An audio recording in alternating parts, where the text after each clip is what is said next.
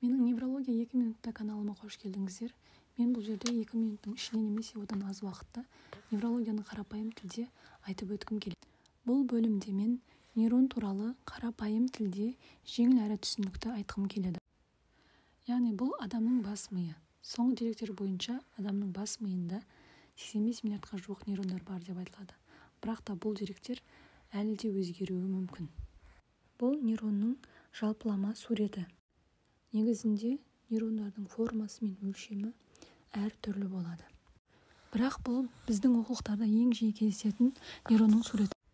Суреттің сол жағына қараған кезде ағаш бұтақтарына ұқсас құрылымдарды көреміз. Бұлар дендрит деп аталады. Дендриттер бұл нейронның ең көп ақпаратты қабылдайтын бөлім. Дендриттерде арнайы нерв импульстерін қабылдайтын рецепторлар орналасқан. Бұл нерв сигналдары басқа нейрондардан химиялық зат нейротрансмиттер түрінде келеді. Нейрон денесі немесе сома.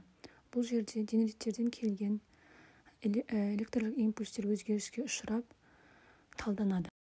Сомада ядро орналасқан. Бұл ядроның ішінде клетканың генетикалық материалы және ДНК-сы бар.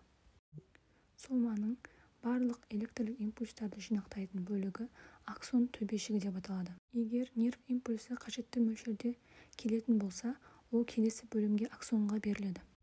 Яғни бұл кездегі сигнал әрекет потенциалы деп аталады. Әрекет потенциалы аксонның төменге қарай берілген. Аксонның сыртын миелин қабы қаптайды, ол импульстің жылдам өтуін қамтамасыз етеді. Импульстің ең соңғы келетін бөлігі бұл аксонның терминалды ұштарына.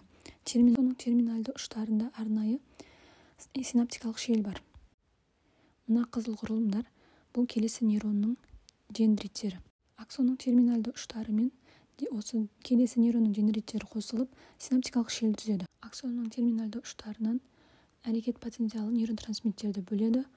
Ол келесі дендриттермен әрекеттесіп, бұл процесті келесі нейронда қайталауын қамтамасыз етеді.